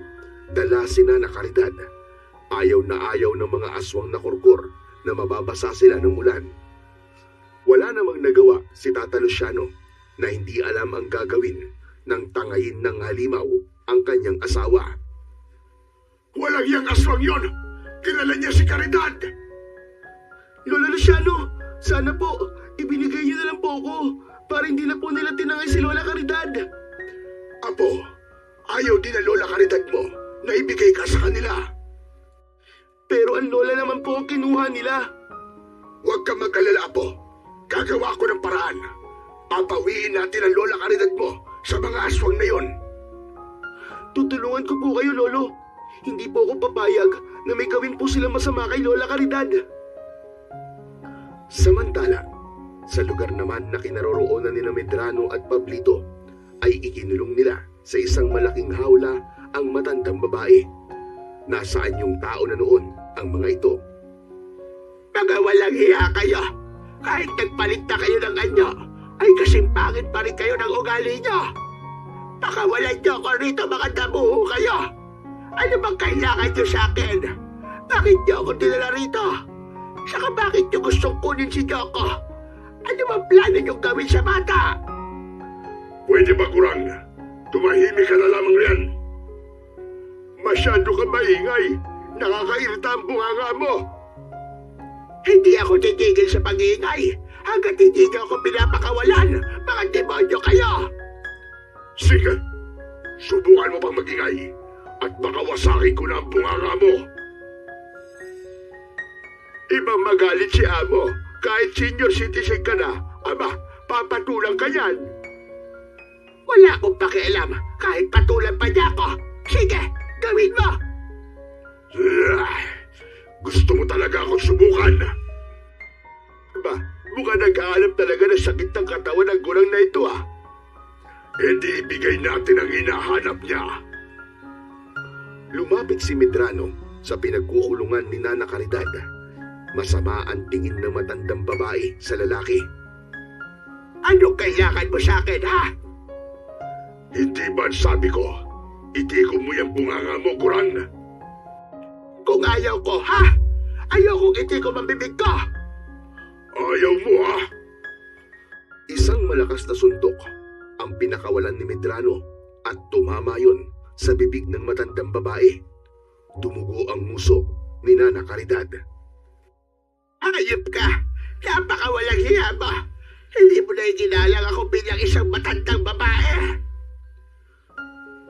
Sinabihan ka na kanina ni Ako, pero ayaw mo makinig. Kaya tama lang yan sa'yo. Ayan, sumabog tuloy ang uso mo. Hayop kayo! Magpapakiyat kayo sa ginawa niyo ito sa akin! Talaga? Magbabayad kami? Dahil igaganti ako ng asawa ko! Sa tingin mo, ay may magagawa siya. Kanina nga wala siya nagawa. Katulad mo lang ang asawa mo na walang kayang gawin kundi ang magbunganga. Sa bahay ni Tata Luciano ay labis ang kalungkutan nila sa mga nangyari. Lolo Luciano, ano pong gagawin natin? Kailangan po natin tulungan si Lola Caridad. Iligtas po natin siya. Oo, Joko. Ililigtas natin ang lola mo. Pero, paano po? Mapanganib po mga aswang na kurkur. Merong paraan, Joko. Halika, sumama ka sa akin. Meron tayong kukunin. Malaki ang may tutulong nun sa gagawin natin pagliligtas sa Lola Caridad mo. Isinama ni Tata Luciano sa likod ng bahay si Joko. Hinanap niya ang kapirasong buhay na bato na siyang pananda. Agad naman niya itong nakita. Inalis ang batong pananda at kinuha sa bata ang hawak nitong pala. Teka, ano pong huhukain mo, Lolo Luciano? Gaya na sinabi ko sa'yo, ang bagay na makakatulong sa atin para mailigtas natin ang iyong Lola Caridad. Sinimulan ng maghukay ni Tata Luciano. Saglit pa ay may tinamaang metal ang pala na gamit sa paghukay. Isang maliit na baul na yari sa metal ang hinukay ng matanda. Kinuha niya yun at binuksan. Nasa loob ng metal na baul ang isang kulay abong supot na yari sa balat ng hayop. Kinalag ang tali at lumitaw ang isang medalyon na hugis at sulok. May nakaukit na araw sa medalyon at ang gitna ng araw ay nakaukit naman ang isang nakadilat na mata. Kinuskus pa yon ni Tata Luciano. Ano po yan, Lolo? Para saan po yan? Isa itong medalyon. Isang uri ng agimat o bertud na magbibigay ng lakas at kakaibang kapangyarihan na tutulong sa atin upang mailigtas natin ang iyong Lola Caridad. Talaga po, Lolo? Oo, Apo. Matutulungan din po kaya ako ng bertud na yan, Lolo? Tanging ang bertud lamang ang makapagsasabi nun iyo. Kaya umasa na lang tayo at magtiwala. Matagal na panahon na rin na itinatago ni Tata Luciano ang bertud na hawak niya dahil ang nais niya ay isang simpleng buhay. Wala na siyang planong hukayin at gamitin pa sana ito. Kaya lamang ng mga sandaling yon ay buhay ng kanyang asawa ang nasa panganib. Nalagay sila sa isang mahirap na sitwasyon at dahil yon sa pagdating ni Joko sa buhay nila, muling nangyari ang bagay na kanilang iniiwasan. Lolo Luciano, pasensya na po kayo. Aba, bakit ka humihingi ng pasensya sa akin, Apo? Kasi po, nang dahil po sa akin, nadamay po kayo sa gulo ng buhay ko. Alam ko pong ako po ang gustong kunin ng aswang, pero pati po si Lola Caridad, dinamay po nila. Huwag mong isipin yun, Apo. Kaya nga po, kahit ano po gagawin ko, Lolo, para walang masamang mangyari kay Lola Caridad. Mamaya bago dumilim, ay hahanapin natin kung saan naroon ang mga aswang na kumuha kay Caridad. Matutulungan tayo ng medalyon na ito para masumpungan natin ang kinaroroonan nila. Nakahanda po ako, Lolo. Kunin mo ito, Joko. Ano po? Ibibigay niyo po sa akin ang bertud na yan? Oo, Apo. Ikaw ang mag-iingat niyan. Bakit po ako? Ikaw ang kailangan nila. Ikaw ang punteriya nila. Kaya mas kailangan mo yan. Kunin mo at isuot mo sa iyong leeg. Sumunod si Joko sa sinabi ng kanyang Lolo Luciano. Kinuha niya yon sa matanda at ikinuwintas ito. May kakaibang enerhiyang naramdaman ang bata nang isuot niya sa kanyang leeg ang bertud na ibinigay ng matandang lalaki. Napansin ni Lolo Luciano ang kakaibang reaksyon ng bata. Bakit, Joko? Ano nangyayari sa'yo? Anong nararamdaman mo? Hindi ko po may paliwanag, Lolo. Parang may kung ano pong pumasok sa katawan ko. Ibig lang sabihin ay magandang senyalis yun. Positibong bagay para sa'yo. Nang kumagat na ang dilim, ay naghanda ang dalawa para sa kanilang gagawing misyon. Inihanda ni Tata Luciano ang ilang armas na kailangan nila. Nang ganap na makapaghanda ang mga ito, ay sinimulan na nilang bagtasin ang daan patungo sa lugar na ituturo sa kanila ng medalyon na nasa katawan ni Joko. Hindi sila makapaniwala na hindi naman pala kalayuan ang pinagdalahan ng aswang kay Nana Caridad. Malapit lang pala, Joko. Oo nga po, Lolo Luciano. May lumang bahay pala sa lugar na ito. Ngayon ko lang din ito nakita. Siguro po, nasa loob po ng lumang bahay na yan si Lola Caridad. Kailangan makapasok tayo dyan, Apo. Kayang-kaya ko pong gawin yun, Lolo Luciano. Ako na lang po ang papasok sa loob. Talaga bang kaya mo, Joko? Opo, Lolo. Ako na pong bahala. Maiwan na lang po kayo dito sa labas. Dahan-dahan nang lumapit si Joko sa lumang bahay. Naghahanap ng madadaanan nang biglang may humawak sa kanya. Ganun na lamang ang gulat ng bata nang makita kung sino ang humawak sa kanyang braso. Si Pablito yun, ang kanang kamay ni Medrano. Saan ang punta mo, bata? Bitiwan mo ako! Bitiwan mo ako! Tingnan mo nga naman, di na kami mahihirapang balikan at hanapin ka dahil nandito ka na. Nakita ni Tata Luciano na nahuli ni Pablito ang bata, kaya nagmamadali siyang lumapit. Huwag mo siyang pakialaman! Aba, pati ikaw tanda, nandito ka na rin. Aha, alam ko na. Gusto niyo mag-reunion kayo ng babaeng gurang na nakakulong sa loob.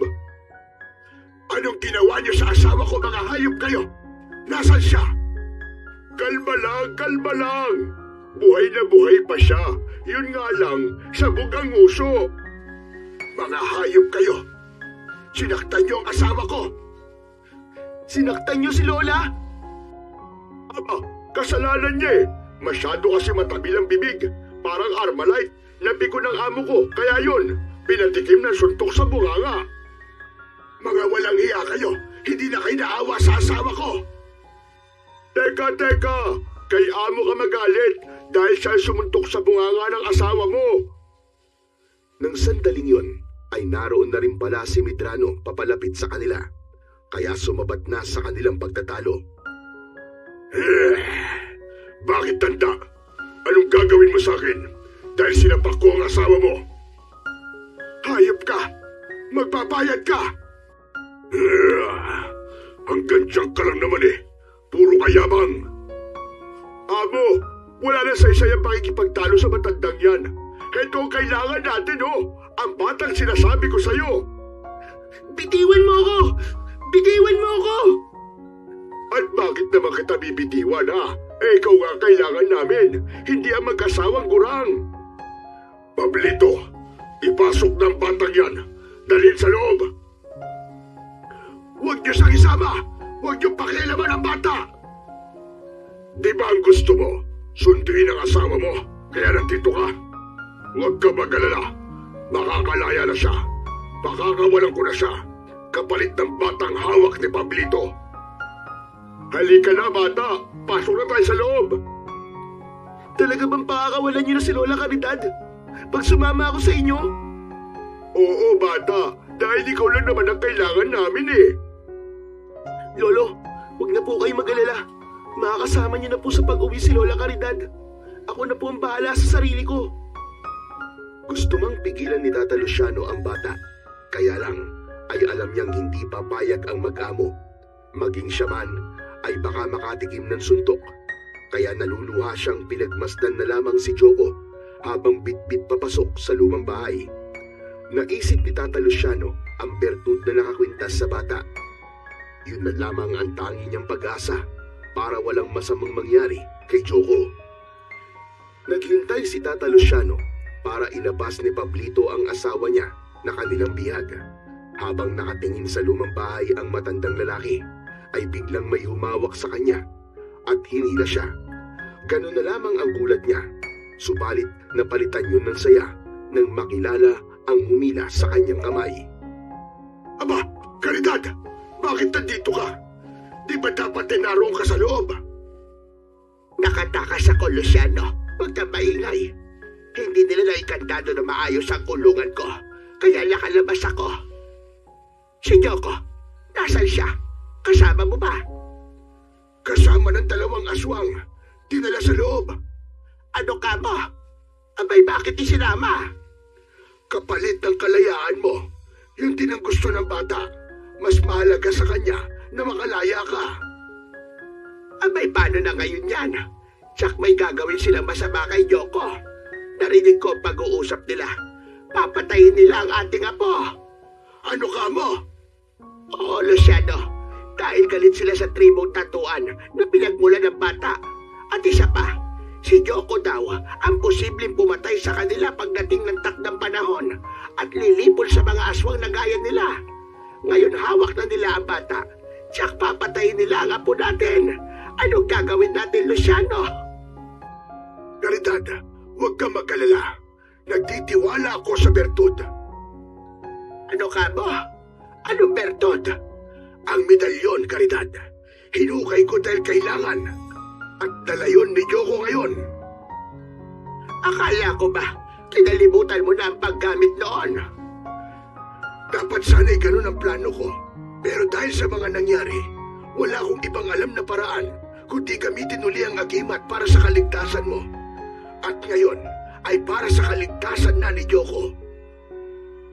Sa loob ng bahay, kasama ni Medrano at Pablito si Joko upang puntahan ang pinagkulungan nila kay Nana Caridad. Ganon na lamang ang kanilang gulat nang makita na bukas ang kulungan at wala na sa loob ang matandang babae. Aba! Amo! Amo, nakawala siya! Nakawala matandang babae!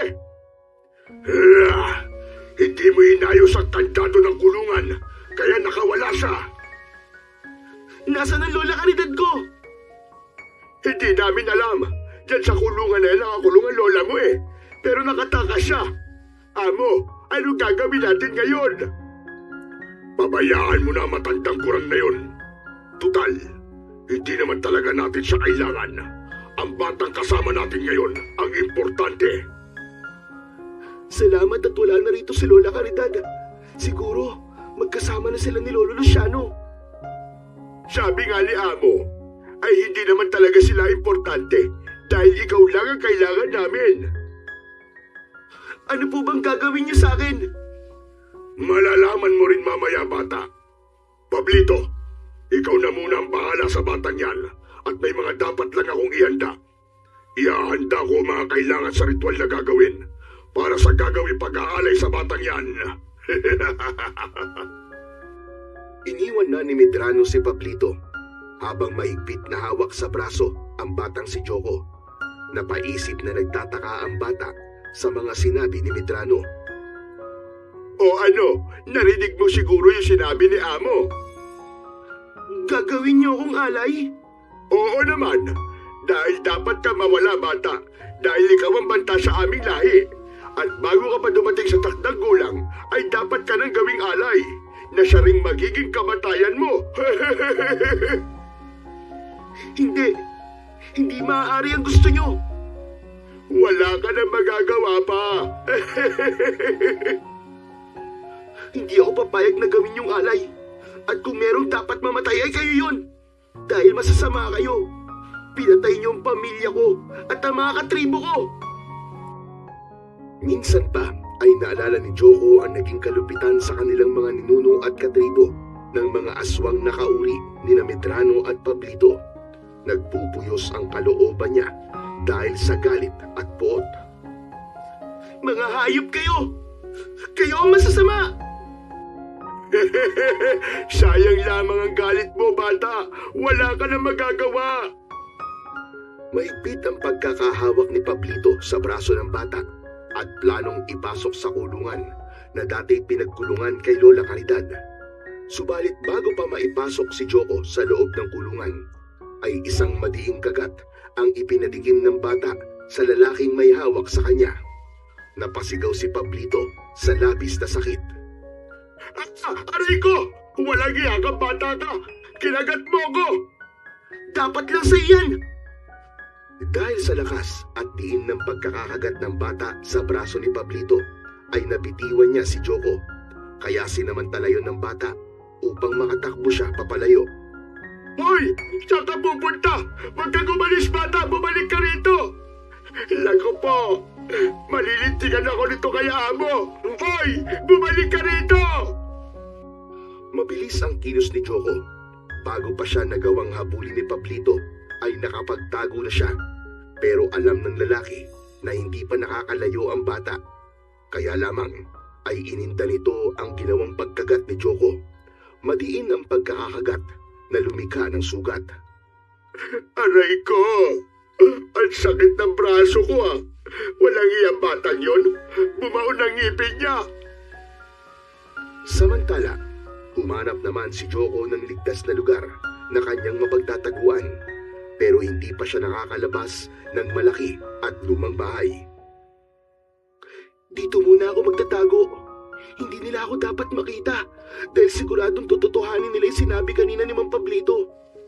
Gagawin nila akong alay. Ibig sabihin papatay nila ako. Hindi ako makapapayag na gawin nila sa akin yun. Sa labas naman ng lumang bahay ay hindi pa rin umaalis ang mag-asawang Tata Luciano at Nana Caridad. Hindi nila kayang umalis doon na hindi kasama ang bata. Hindi maaaring wala tayong gawin, Caridad. Ano gagawin natin, Luciano? Papasok tayo sa loob ng lumang bahay na yan. Ililigtas natin si Joko. No, Luciano, lubhang mapanganib ang mga lalaking na nasa loob. Mga aswang sila. Paano natin sila haharapin kung naroon kay Joko o medalyo na sinasabi mo? May iba pa akong inihanda, Caridad. Ano naman yun, Luciano? Ang buntot ng pagi na matagal ko ng armas. Nabitbit ko yun. Maging ang lubid na ibinabad sa tubig asin na may kasamang bawang. Magagamit natin itong sandata laban sa mga aswang. Papasok naman tayo sa loob ng bakuran ng lumang bahay. Oo, Caridad. Mahalaga ang bawat sandali. Baka kung ano na ang gawin nila kay Joko.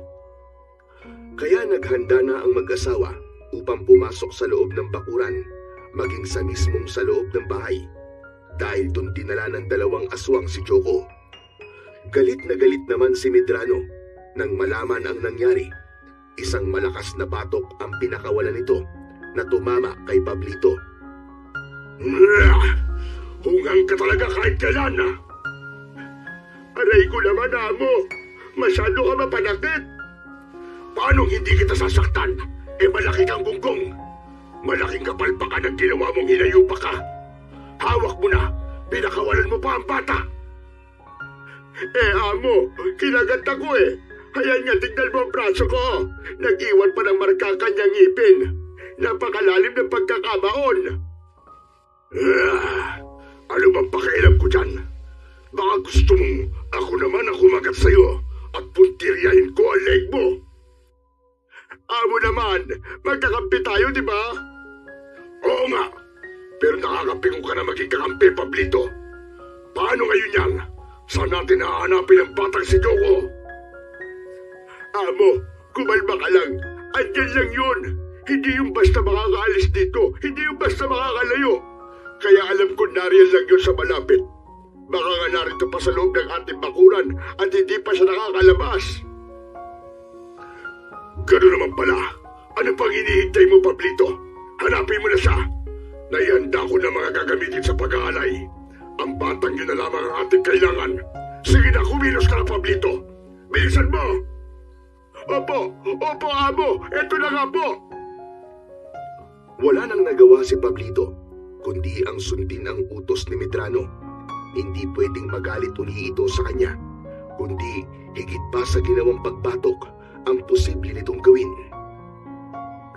Nakapasok na rin ang dalawang matanda sa bakuran ng malaki at lumang bahay na tirahan ng dalawang aswang.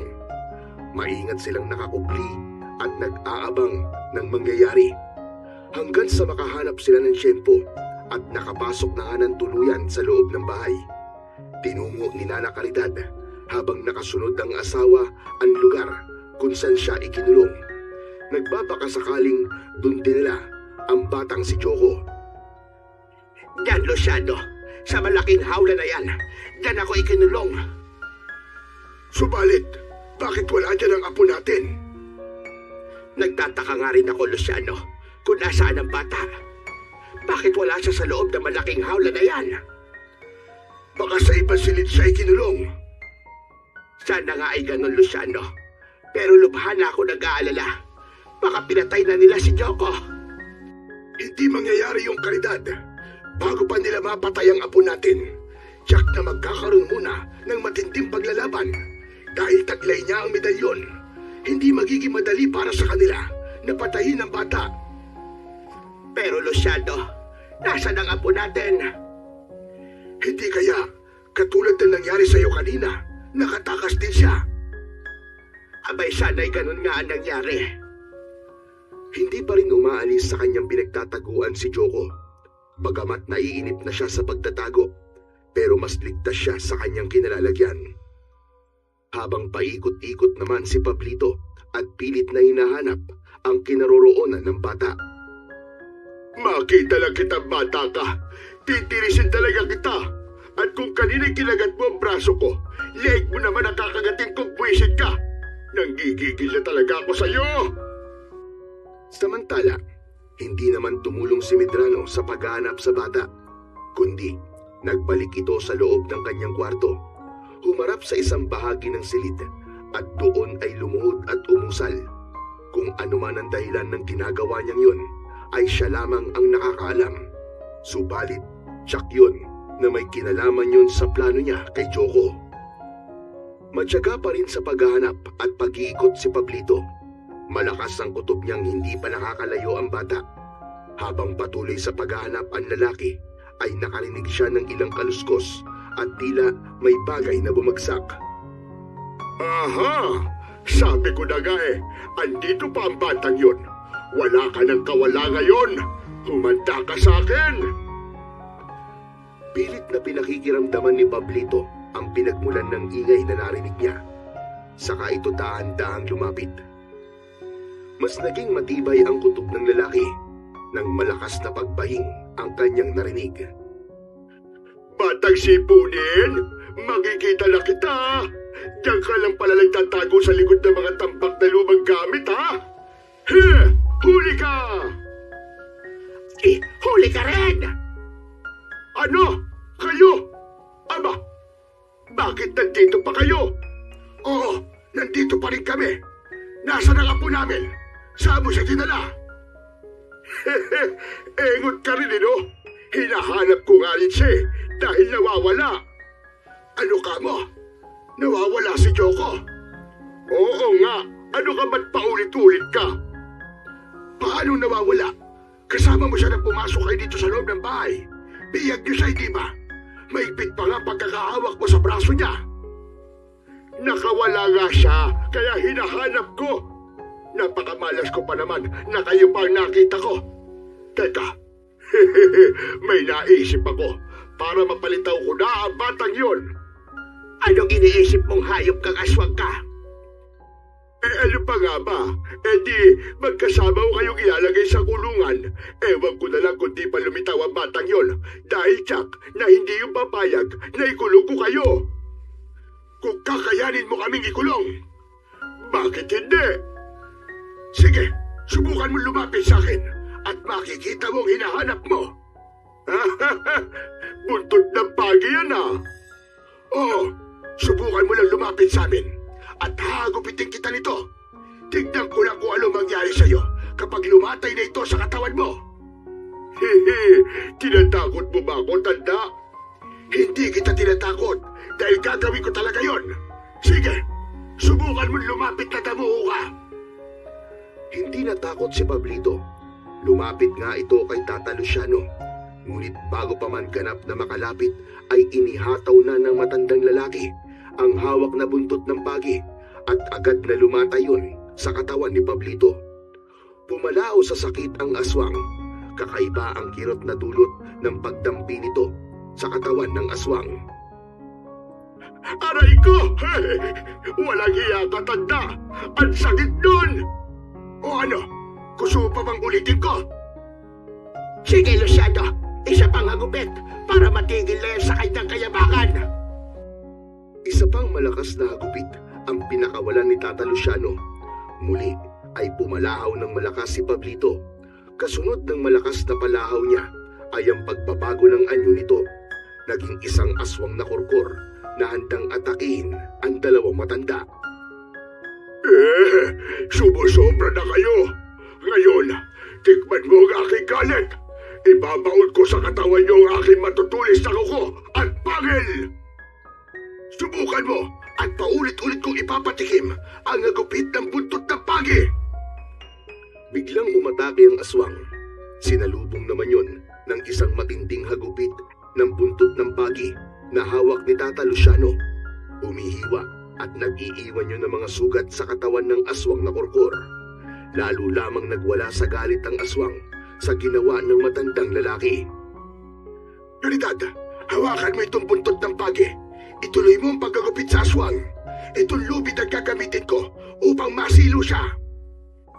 Agad na kinuha ng matandang babae ang buntot ng pagi. Inihataw sa aswang na patuloy na nagwawala dahil sa matinding kirot na nararamdaman. Inihagis naman ni Tata Luciano ang lubid kaya nasilo ang katawan ng halimaw. Humigpit ang silo sa katawan kaya nahirapan itong makakilos. Lalo namang lumakas ang atungal ng aswang dahil sa lubid na nakatali ngayon sa kanyang katawan. Lubid na ibinabad sa tubig na may asin at bawang. Ang malakas na palahaw ay kanina pa naririnig ni Medrano, kaya nagmamadaling lumabas ito sa kanyang kwarto at ganun na lamang ang pagkagulat niya dahil nakatali ang aswang na si Pablito. Naroon din ang mag-asawa. Andito pa rin pala kayong dalawa. At anong ginawa niyo sa kasama ko? Tama lang yan sa kanya, ang igapos. Ikaw naman, isa kang aswang. Kaya matutulad ka rin sa kasama mo. Yun ang akala nyo. Sa harapan ng dalawang matanda ay biglang nagbago ang anyo ni Medrano. Gaya ni Pablito ay naging aswang na kurkur ito. Agad na dinaluhong ang mag-asawang kaharap. Subalit nakahanda si Nana Caridad. Isinalubong niya ang buntot ng pagi. Paulit-ulit na iwinasiwas at inihagupit yun sa katawan ng aswang na si Medrano. Kung paanong pumalahaw si Pablito nang matikman ang hagupit ng buntot ng pagi, ay ganun din si Medrano. Nagwala ito ng gusto at pilit na inaatake ang dalawang matanda. Subalit nahahadlangan ng hagupit mula sa buntot ng pagi. Dahil sa pakikipaglaban ng dalawang matanda sa mga aswang, hindi yun kinaya ng katawan ni Nana Caridad. Nakaramdam siya ng panghina at tila hirap nang huminga. Nakita ni Tata Luciano ang nangyayari sa kanyang asawa na nabitiwan ang hawak na buntot ng pagi. Napaupo at napahiga sa lupa ang matandang babae. Natataranta si Tata Luciano kung ano ang uunahing gawin. Ang patuloy bang pagharap sa mga kalabang aswang o damayan ng asawa na nangangailangan ng tulong. Samantala, ang mga pangyayaring yun ay napanood ni Joko na kanina pa nakikiramdam. Kaya nang makitang nasa delikadong sitwasyon ang dalawang matanda at kailangan ng tulong ang kanyang Lola Caridad, ay lumabas na ng kanyang pinagtataguan ang bata. Wala kayong masamang gagawin sa lolo at lola ko! Joko, apo! Andiyan ka lang naman pala, bata. Pinahirapan mo pa si Pablito sa paghahanap at ang lakas ng loob mong harapin kami. Oo, dahil hindi ako natatakot sa inyo! Habang dinadamayan ni Tata Luciano ang asawa na nahihirapang huminga, ay agad na inihagis ng matandang lalaki kay Joko ang buntot ng pagi. Apo, yan ang gamitin mo. Mas magiging malakas ang pisa niyan kapag ikaw ang siyang gumamit dahil sa bertud na taglay mo. Agad namang sinaluyon ng bata at mabilis na ipinaikot-ikot sa ere. Tila lumikha ito ng ugong na waring tunog ng buhawi habang pinapaikot at iminawasiwas ni Joko sa ere ang buntot ng pagi. Saka buong lakas na hinagupit patungo sa katawan ng dalawang aswang. Malakas ang palahaw ng mga ito, ngunit sadyang hindi magpapatalo ang mga aswang. Sa pilitang inaagaw ng aswang na si Medrano ang buntot ng pagi na hawak ni Joko. Ang aswang naman na si Pablito ay hindi gaanong makakilos dahil sa pagkakasilo at nakapalupot sa katawan niya na lubid. Maya-maya pa ay may narinig silang malakas na tila ugong at nakakasindak na ingay mula sa labas ng lumang bahay. Pagkagulat at pagtataka ang rumihistro sa muka nila Tata Luciano, maging sa batang si Joko. Samantalang naging maaliwalas at malaking ngiti ang agad na lumitaw sa muka ng aswang na si Medrano. Nariyan na sila! Dumating na sila! Anong dumating at sinasabi mong hayop ka? Ha? Napakaraming aswang ang dumating, Lolo. Sila ang mga aswang na umatake sa aming tribo. Aba, napakarami nga nila. Lolo Luciano, matutulungan po ba ako ng medalyon laban sa napakaraming aswang na yan? Apo, manalig ka sa itaas at magtiwala ka sa bisa ng bertud na taglay mo. Opo, Lolo. Gagawin ko po. Higit pang pinagbuti ni Joko ang pagharap sa napakaraming aswang. Palundag-lundag at buong lakas niyang hinahagupit ang mga halimaw. Mabilis ang kilos ni Joko, subalit tila hindi nauubos ang mga aswang na umaatake sa kanya. Tignan natin kung hanggang saan ang yabang mo, bata, kung magagawa mong alipuli ng mga kapanalig kong aswang. Nagpunta sila dito dahil kanina'y tinawagan ko sila para ako ay kanilang tulungan. Apo, sige lang, huwag kang titigil. Lumaban ka lang para rin yan sa iyong kaligtasan. Luciano, agad po natin. Baka mapahamak siya. Hindi siya papabayaan ng bertud kalidad. Magtiwala tayo sa magagawa niya kay Joko. May mga napapatay na aswang si Joko gamit ang sandatang puntot ng pagi. Kaya lamang, nahihirapan na rin siya sa dami ng mga kampon ng kadiliman na nagtutulong-tulong. Hindi ako dapat sumuko. Kailangan ko maubos sa mga aswang na ito. Malaki ang kasalanan nila sa aking mga katribo. Sila ang mga aswang na umatake at pumatay sa mga kalahi ko. Habang napapanood nila Tata Luciano at Nana Caridad ang mga pangyayari, ay abot-abot ang kaba nila, lalo na kapag nasasaktan si Joko. Luciano, parang hindi nauubos sa mga kalaban niya. Caridad, humawak ka na maigpit sa mga palad ko. Aba, bakit, Luciano? Tatawag tayo sa buong may kapal para makialam siya at tulungan si Joko. May magagawa din siya para sa bertud na taglay ng ating apo. Hinawakan ng maigpit ng matandang babae ang kamay ng asawa, saka ipinikit nila ang kanilang mga mata. Kasunod ay ang pag-usal ni Tata Luciano ng dasal upang tulungan si Joko na magtagumpay sa kinakaharap na laban. Subalit pagkatapos ng kanilang dasal, pagdilat ng kanilang mga mata, ay nakita nilang nakahandusay na si Joko at habol ang hininga. Pagod na ang bata. Diyos ko po, mabaging langit, ang apo natin Luciano. Aba, ano nangyari kay Joko? Wala ka na ngayon, bata. Matutuluyan ka na ngayon at saka kita iaalay. Joko, apo! Bumangon ka! Tumayo ka, apo! Kailangan mong lumaban! Bigla na lamang may lumitaw na malamlam na liwanag. Nagmula yon sa suot na medalyon ng bata. Ang kakaibang kulay ng liwanag ay bumalot sa katawan ni Joko. Unti-unting tinunaw ng liwanag ang suot-suot na t-shirt ng bata.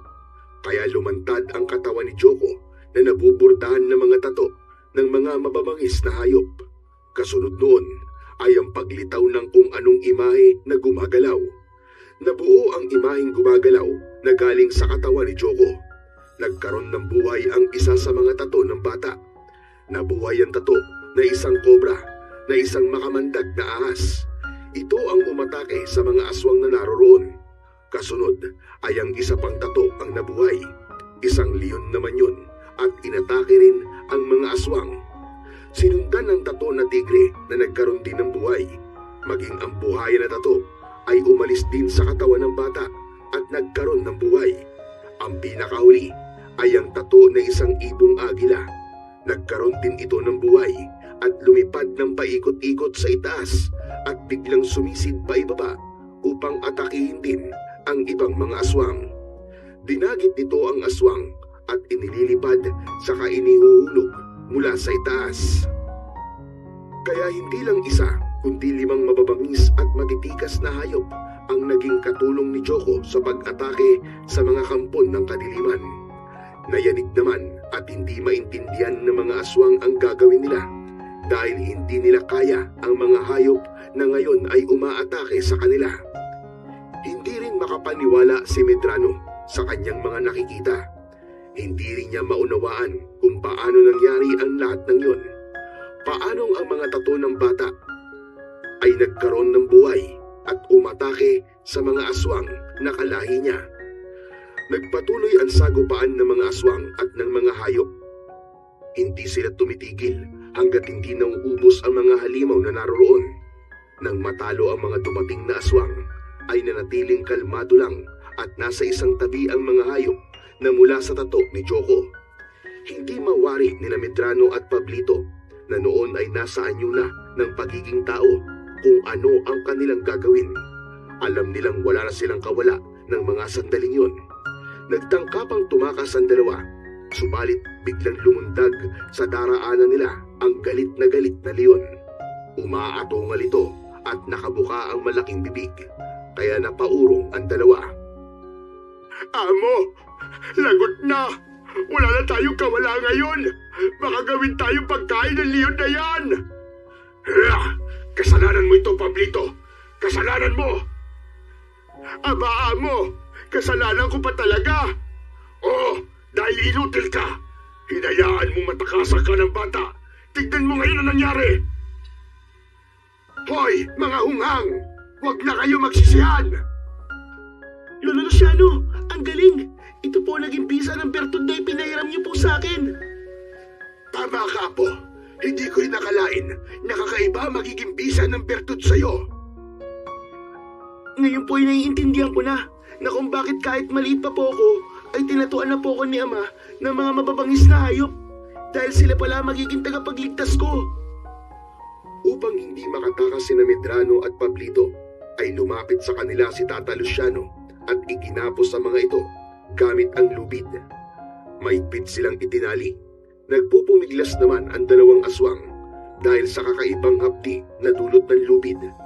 Sa bawat pagdampinon sa kanilang katawan ay tila napapaso sila. Saglit pa ay isa-isa nang naging puting usok ang mga hayop na tumulong kay Joko. Pumailan lang ang puting usok at pumasok yon sa katawan ng bata. Pagkadakay, nagbalik ang mga tato ng hayop sa katawan nito. Subalit ang natirang puting usok ay nagpaikot-ikot sa harapan nila Tata Luciano, Nana Caridad at Joko hanggang unti-unti itong nagkaroon ng imahe. Imahe ng mga taong kilalang-kilala ni Joko. Nagpakita kay Joko ang espiritu ng kanyang mga mahal sa buhay na pinatay ng mga aswang sa kanilang tribo. Nanlaki ang mga mata ng bata. Hindi siya makapaniwala sa mga espiritu na nasa harapan niya. Naluluwa na binanggit isa-isa ng bata ang mga ito. Ama, Ina, Apo Tarim, Kuya Saldi, at Kuya Rima, kayo po ang mga hayop na tumulong sa akin. Oo anak, ang espiritu namin ang nasa katawan ng mga hayop na tumulong sa iyo laban sa mga aswang. Tinawag ang aming espiritu, anak, ng isang maiwagang tinig at isinama kami dito upang tulungan ka. Ang bisa ng bertud, siya ang tumawag sa espiritu ng mga mahal mo sa buhay, Joko, para tulungan ka. Lolo Luciano, hindi pa rin po ako makapaniwala na makikita ko po ulit ang mga mahal ko sa buhay. Kahit espiritu na po sila. Anak, kahit wala na kami, hindi ka pa rin namin iiwan. Lalo na ngayon naglalakbay ang aming mga espiritu at hindi pa nakakatawid patungo sa aming destinasyon. Kaya habang naririto pa kami, anak, hindi ka namin pababayaan. Mananatili kaming gabay mo sa anumang oras. Masaya kami na may mga taong tumutukoy sa iyo at totoong nagmamahal. Alam naming totoong ipinapakita sa iyong pagmamahal ng Lolo Luciano mo at Lola Caridad mo. Opo, Ama. Alam ko pong mahal na mahal po nila ako. Kahit buhay po nila, ay itataya po nila para sa kaligtasan ko. Kaya naman, anak, pagkamahalin mo rin sila, katulad ng pagmamahal mo sa amin ng iyong ama. Anak, magpakabait ka at huwag mong kalilimutan na mahal ka namin. Pagkatapos nun ay nagpaalam na ang mga espiritu ng pamilya ni Joko. Umagos ang luha sa mga mata ng bata. Magkahalong lungkot at kaligayahan ang kanyang nararamdaman ng mga pagkakataong yun. Nilapitan naman nila Tata Luciano at Nana Caridad ang bata. Bumuti-buti na ang pakiramdam ng matandang babae. Basta, Apo, nandito lang kami palagi sa tabi mo. Hindi ka namin pababayaan, Apo. Gaya ng pangako namin sa'yo, di ba? Kami na ang pamilya mo ngayon. Opo. Maraming salamat po sa inyo, Lolo, Lola. Tapos na ang yugtong yun sa buhay ni Joko. Ang mga nilalang na naghahangad ng kanyang kamatayan ay bihag na nila at wala nang magagawa pa para saktan siya o isa man sa kanila. Kailangan na nilang bumalik, subalit hindi nila maaaring basta na lamang iwan sina Medrano at Pablito na noon ay nakagapos. Maaaring magasik pa ito ng lagim. Kinuha ni Tata Luciano ang suot na medalyon ni Joko. Inaplos sa plusyon at saka pinulungan. Lolo, ano pong sinabi niyo sa medalyon? At sabi ko, siya na ang bahala kung ano ang nararapat gawin sa dalawang ito. Saka idinikit ng matandang lalaki ang hawak na medalyon sa katawan ng mga aswang. Pagkadikit ng medalyon ay napahiyaw ang dalawa sa sakit na nararamdaman. Lumikha ng usok ang medalyon at nabalot ng usok ang katawan ng dalawang lalaki. Ilang minuto ring tumagal ang makapal na usok hanggang sa unti-unti itong napawi. Naiwan na lamang ay ang lubid sa lugar na kinaroroonan kanina ng dalawang lalaki. Saka may lumipad na dalawang insekto. Naging nakakadiring ipis ang mga ito. Ginawang ipis ng medalyon ang dalawang aswang na siya namang nababagay para sa kampon ng mga kadiliman. Magkasama ng umalis ng lumang bahay ang tatlo. Magaan ang pakiramdam, taglay ang bagong sigla at katiwasayan sa puso at isipan. Minsan pang napatunayan na ang kabutihan ay hindi kailanman pagtatagumpayan ng kasamaan.